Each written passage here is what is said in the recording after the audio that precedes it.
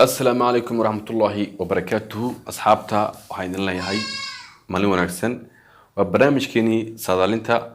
وسيدا وقنا هاي ما أنتو وحا قرون كوبرانسان لبكو حوض وآد وادك ونحفل تمان كوحا سكال كوحا بدا عاقتها المفتاح يكوحا دا معاوية هدبو كونك هو أدقي هاي ساداشن ويدي بدانتا هاي مركا عمال ويأدقتا هاي يعني لالكوح لما ديكر ويبادينيسا لكن سي أنا أمي دنباراع يا دولايرا midda kale waxay tahay arohamana ka hadlo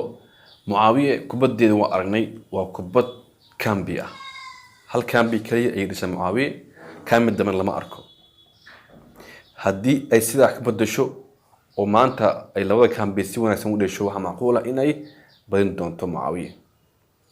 laakiin hadii sidii hore ay ku wado Muawiye waa laga badinaa waa fikradeyda aniga midda xigta waxay tahay Muawiye qadkeeda dhexe aad ay u jilicsan yahay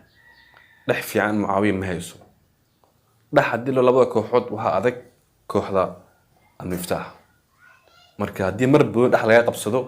wax ku yeelan sababtoo ah dhex hadii mar buu naga wareego weerarka ku badana match waxaan ka imaanayso gool hadaba marka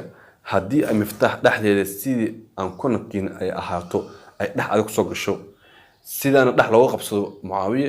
Muawiye sida way ku qulqulaysaa oo lagu badinaa hadaba marka waxaan soo gudbaa saadaasha maanta ana saadaasheeda maanta waxa u saadaalay aniga Miftaax raacay inkastoo dib badan tahay laakiin se waxaan raacay in Miftaax kulankan ay ayada badin doonto sababta uu dhahayn waa idin sheegay isku awood ma labada kooxood dhanka qadka dhexe dhanka difaaca marka inkastoo Bologna uu cadi madow iska yahay laakiin aan saad ahaan waxaan raacay in kooxda Miftaax ay badan doonto galabta kuna badan doonto 2-1 ama 2-0 wasadaarinteeda.